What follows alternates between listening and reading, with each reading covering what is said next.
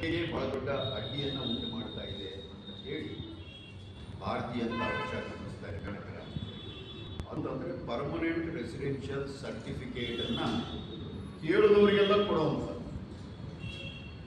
ಯಾವುದೇ ರೀತಿಯಾದಂಥ ಪರಿಶೀಲನೆ ಮತ್ತೊಂದು ಇಲ್ಲದೆ ಇದರೊಳಗೆ ಅವಕಾಶ ಇರುವಂಥದ್ದು ಏನು ಅಂತ ಕೇಳಿದ್ರೆ, ಒಬ್ಬ ವಿದೇಶಿ ನಾಗರಿಕನೂ ಇಲ್ಲಿದ್ದರೆ ಅವನು ಬೇರೆ ಬೇರೆ ಸಂಬಂಧಗಳನ್ನು ಬೆಳೆಸಿ ಅವನು ಕೂಡ ಇಲ್ಲಿ ಮತದಾರ ಆಗ್ತಕ್ಕಂಥ ಒಂದು ಅವಕಾಶ ಇಲ್ಲಿ ಕರ್ನಾಟಕದೊಳಗೆ ಸೃಷ್ಟಿಯಾಗ್ತಾ ಇದೆ. ಇದು SIRಗೆ ಪೂರಕವಾಗಿರುವಂಥದ್ದಲ್ಲ. SIR ಇರುವಂಥದ್ದೇ ಸಮಗ್ರ ಪರಿಷ್ಕರಣೆ ಆಗೋದಕ್ಕೆ. ಆ ಪರಿಷ್ಕರಣೆ ಆಗುವಂಥ ಸಂದರ್ಭದೊಳಗೆ ಈ ರೀತಿಯಾದಂಥ ಪ್ರಕ್ರಿಯೆ ನಿರ್ಣಯ ಏನಿದೆ ಸರ್ಕಾರದ, ಕರ್ನಾಟಕ ರಾಜ್ಯ ಸರ್ಕಾರ, ಇದು ಕಾನೂನುಬದ್ಧವಾಗಿ ಇರ್ತಕ್ಕಂಥ ಪ್ರಕ್ರಿಯೆ. ಯಾರು ಬೇಕಾದರೂ ರೆಸಿಡೆನ್ಷಿಯಲ್ ಸರ್ಟಿಫಿಕೇಟ್ ಯಾರು ಬೇಕಾದರೂ ತಗೋಬಹುದು. ಅವನು ಪರ್ಮನೆಂಟ್ ಆಗಿದ್ರೆ ಪರ್ಮನೆಂಟು, ಅಥವಾ ತಾತ್ಕಾಲಿಕವಾಗಿದ್ದರೆ ತಾತ್ಕಾಲಿಕ, ಅದು ಕೊಡ್ತಕ್ಕಂಥ ಅಧಿಕಾರ ಇಲ್ಲಿರ್ತಕ್ಕಂಥ ಸ್ಥಳೀಯವಾಗಿರ್ತಕ್ಕಂಥ ಅಧಿಕಾರಿಗಳಿಗೆ ಇದೆ. ಆದರೆ ಈಗ ನಿರ್ಣಯ ಆಗಿರ್ತಕ್ಕಂಥದ್ದು ಕೇಳೋರಿಗೆಲ್ಲ ಕೊಡ್ರಿ ಅಂತ.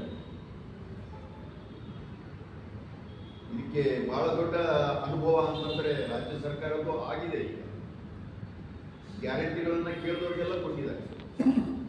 ನನ್ನ ಹೆಂಡತಿಗೂ ಫ್ರೀ, ಕಾಕಾ ಪಾಟೀಲ್ ನಿನ್ನ ಹೆಂಡತಿಗೂ ಫ್ರೀ, ಮಾವನ ಮನೆಗಾದ್ರೂ ಹೋಗ್ರಿ, ಅತ್ತೆ ಮನೆ. ಈಗ ಶುರು ಮಾಡಿದ್ದಾರೆ ಪರಿಷ್ಕರಣೆ, ಈಗ ಶುರುವಾಗಿದೆ.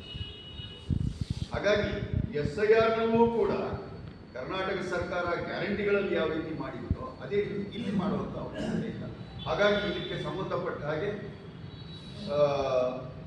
ಇದು ಕೇವಲ ಪರ್ಮನೆಂಟ್ ರೆಸಿಡೆನ್ಷಿಯಲ್ ಸರ್ಟಿಫಿಕೇಟ್ಗೆ ಮಾತ್ರ ಸೀಮಿತ ಆಗೋದಿಲ್ಲ. ಇದು ಒಬ್ಬ ನಾಗರಿಕನಿಗೆ ಮತದಾನದ ಹಕ್ಕು ಕೊಡ್ತಕ್ಕಂಥದ್ದು.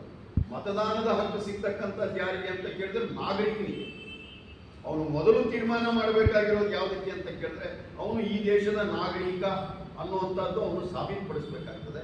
ಈ ದೇಶದ ನಾಗರಿಕ ಅನ್ನುವಂಥದ್ದನ್ನು ಸಾಬೀತುಪಡಿಸಲಿಕ್ಕೆ ಕರ್ನಾಟಕ ರಾಜ್ಯ ಸರ್ಕಾರಕ್ಕೆ ಪೂರಕವಾದಂಥ ಕಾಯ್ದೆ ಯಾವುದೂ ಇಲ್ಲ.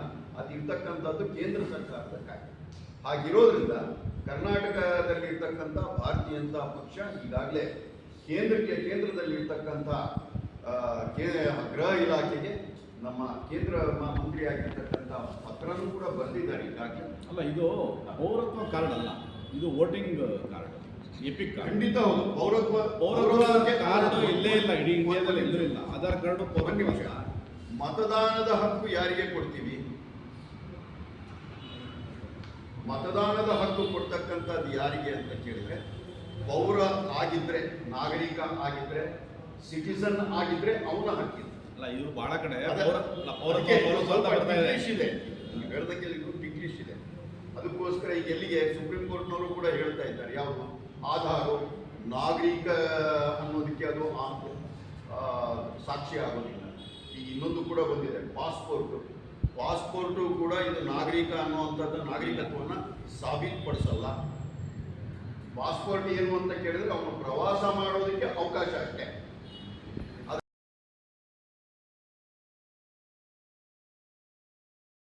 ಮಾಡ್ತಾ ಇರ್ತಕ್ಕಂಥದ್ದು ರಾಜ್ಯ ಸರ್ಕಾರ ಏನು ನಿರ್ಣಯ ಮಾಡಿದೆ, ಕೇಳಿದವರಿಗೆಲ್ಲ ಪರ್ಮನೆಂಟ್ ರೆಸಿಡೆನ್ಷಿಯಲ್ ಸರ್ಟಿಫಿಕೇಟ್ ಕೊಡಿ ಅನ್ನುವಂಥದ್ದು ಇದೆಯಲ್ಲ, ಇದು SIRಗೆ ಪೂರಕವಾಗಿರುವಂಥದ್ದು ಅಲ್ಲ. ಇದು